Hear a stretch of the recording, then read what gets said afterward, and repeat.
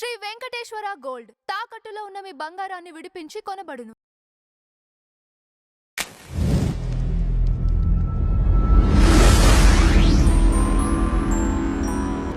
నేను విన్నది ఇంకొకటి ఏంటంటే రావణుడి గురించి, ఆయన విపరీతమైన శివభక్తుడు. ఈవెన్ రాముడికి లేని పవర్స్ అన్ని కూడా ఆయన దగ్గర ఉన్నాయి. లైక్ ఎగ్జాంపుల్ మీరు చెప్పిన పుష్పక విమానమే కావచ్చు. అండ్ ఇతనికి ఇంకో శాపం కూడా ఉంది. ఆ శాపం ప్రకారం ఇట్లా ఇష్టం లేని ఆడవారిని ఎవరినైతే టచ్ చేస్తే అతనికి శాపం ఏదైతే ఉందో అది మరి వర్తింపు చేయలేదంటారా? టచ్ చేస్తాను కదా, అనుభవిస్తే అని చెప్పేసి అనుభవిస్తుంది. సో ఫస్ట్ ఏమన్నారు మీరు, ఈజ్ ఏ శివభక్తుడు, మంచి గొప్ప శివభక్తుడు. ఒసామా బిన్ లాడెన్ పేరు విన్నారా మీరు? Osama bin Laden great civil engineer. కానీ the same Osama bin Laden twin towers ఉన్నాయి కదా అమెరికాలో, వాటిని కూల్చింది Osama bin Laden. So education కు కామన్ సెన్స్ కు there is a lot of difference. Osama bin Laden civil engineer చూస్తారా, మీరు టెర్రరిస్ట్ లెక్క చూస్తారా? ఆబ్వియస్లీ టెర్రరిస్ట్ అనే. సో అట్లా సో శివభక్తుడు అనేది ఒక షీల్డ్. ఇప్పుడు వాళ్ళు యూజ్ చేస్తున్న షీల్డ్. టెర్రరిస్ట్ ఒక రాజు ఏ దేశానికి ప్రధాన అయినా ఒకరి భార్యని అపహరించే వ్యక్తిని మన దృష్టిలో అయితే ఆల్వేస్ విలనే కదా. ఎగ్జాక్ట్లీ. సో నేనేదంటే నీ శివభక్తుడు, సో వాట్, నీ ఎక్స్క్యూజ్ ఏంది? సో నేను శివభక్తుడు అయినంత మాత్రం నేను ఏమైనా చేయొచ్చా? శివభక్తుడు శివుని మీద భక్తితోడు కాకుండా నాకు తెలిసి ఏంటంటే అన్ని వరాలు పొందాలి. వరాలు పొందడానికి భక్తి మనం కూడా ఉంటాం, ఇద్దరు ఉంటారు. ఒకటి దేవునితో ఆధ్యాత్మికంగా ఉండి దేవుని లెక్క మారాలని ఒకడు ఉంటాడు, ఒకటి ఇంత పెద్ద లిస్ట్ తీసుకుపోతాడు, నాకు ఈ కావాలి, నా కూతురు పెళ్లి కావాలి, అది కావాలని లిస్ట్ తీసుకున్నాడు. భక్తులన్నీ ఒకటే రకంగా ఉండరు కదా. సో అట్లా చాలా విషయాలు ఉంటాయి. సో మనం ఇప్పుడు ప్రొజెక్ట్ చేసి శివభక్తుడు సో వాట్, శివభక్తుడు అయితే ఏంటి, ఏం చేయాలి? నేను ఇండస్ట్రీలో మీకు ఈ పర్సన్ పేరు తెలిసే ఉంటుంది, ఆర్జీవి రామ్ గోపాల్ వర్మ. ఈ పర్సన్ డైరెక్ట్ గా ఒక క్వశ్చన్ అడిగారు, మీరు పుష్పక విమానం అని అప్పట్లోనే కనిపెట్టాము, రావణాసుడి దగ్గర ఉండేది అంటున్నారు కదా, మరి ఆ తర్వాత ఎక్కడికి వెళ్ళిపోయింది? రైట్ బ్రదర్స్ వచ్చి ఒక ఎయిర్ క్రాఫ్ట్స్ అనేవి తీసుకొస్తేనే మేధస్సు బయటపడిందా? అప్పటి వరకు ఏమైపోయారు?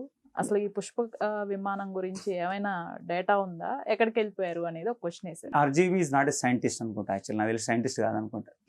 ఓకే, ఇక్కడ రెండు ఆన్సర్లు చెప్తాను నేను ఆర్జీవికి. సో ఫస్ట్ ఆన్సర్, ఆయన నిగోని కొట్టే ఆన్సర్ నేను చెప్తాను. సో ఆర్జీవికి పురాణాలు గ్రంథాలు చదివాడు, ఇతిహాసాలు చదివాడు, ఏ దృష్టితో చదివాడు అనే విషయాన్ని పక్కన పెడదాం. ఓకే, ఆయన ఏ దృష్టితో చదివాడో నాకు తెలియదు. ఓకే, చదివాడు అనుకుందాం. ఏ దృష్టితో చదవడం అనేది చాలా ఇంపార్టెంట్. నేను ఇప్పుడు కూర్చొని ఆర్జీవి తీసిన పెద్ద హిట్ సినిమాను నేను కూర్చొని అసలు ఆర్జీవి షాట్ ఇట్లా తీసేది కాకుండా అట్లా తీస్తే బాగుండు అని చెప్పేసి ఆర్జీవిని పక్కన కూర్చొని పెట్టి చెప్పిన అనుకోండి, ఆర్జీవికి మండుతుంది, అంతే కదా. అరే నేనా డైరెక్టర్ నువ్వా అని చెప్పేసి ఎట్లా ఎగ్జాక్ట్లీ నిర్ణయించబడ్డారు. ఎవడోడు దేని గురించి మాట్లాడాలో దాని గురించి మాట్లాడాలి. నువ్వు ప్రవచనకర్తవు కాదు, నువ్వు దాని మీద చదివినటువంటి గొప్ప పీఠాధిపతి కాదు. సో నోటికి ఏది వస్తే అది వాగడం మానేశారు. పుష్పక విమానాలు ఏమైనా, అవి ఏమైనా, రైట్ బ్రదర్స్ ఏమైనా అని చెప్పేసి మాట్లాడుతుంటారు కదా. సో సేమ్ ఆర్జీవికి నాకు తెలిసి ఆర్జీవికి ఇండియాలో పుడతారని తెలిసే కావచ్చు. హైజన్బర్గ్ అని చెప్పేసి ఒక శాస్త్రవేత్త ఒక స్టేట్మెంట్ ఇచ్చాడు. He read about Hinduism as well. It's a great quantum physics లో అద్భుతమైన సైంటిస్ట్, వెరీ రివర్డ్ సైంటిస్ట్ హైజన్. ఒక స్టేట్మెంట్ ఇస్తాడు.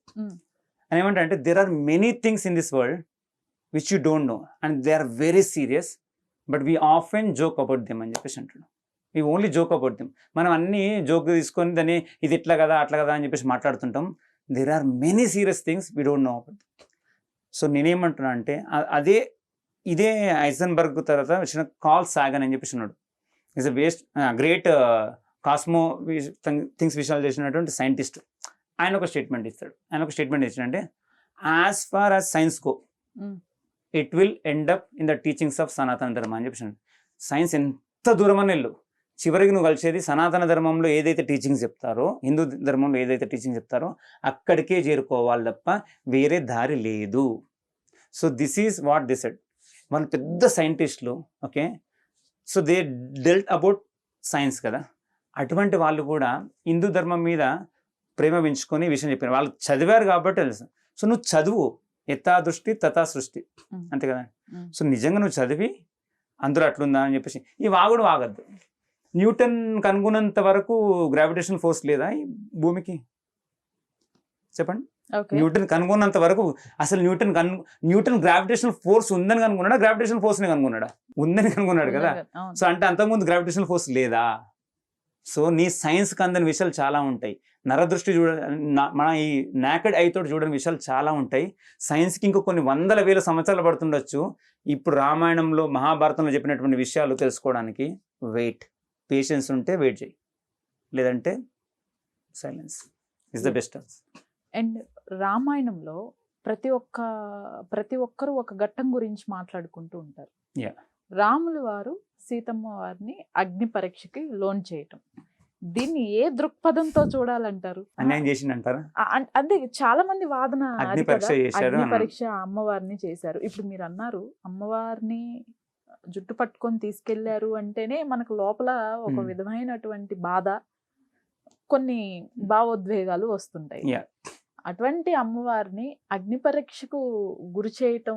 సో ఈ డిస్కషన్ మొత్తంలో I don't see Sita as అమ్మవారు అనుకుందాం. Okay, so even I don't see Sita as అమ్మవారు ఫర్ రామాయణ సేక్, అంటే రామాయణ పీరియడ్ కు మాత్రం ఐ డోంట్ సీ యాజ్ అమ్మవారు. I don't see Rama as a Vishnu. Even he himself did not, అంటే ఆయన కూడా నేను విష్ణు అవుతాను. ఓకే, సో మీరు అడిగిన క్వశ్చన్ అగ్ని పరీక్ష పెట్టారన్నారు కదా.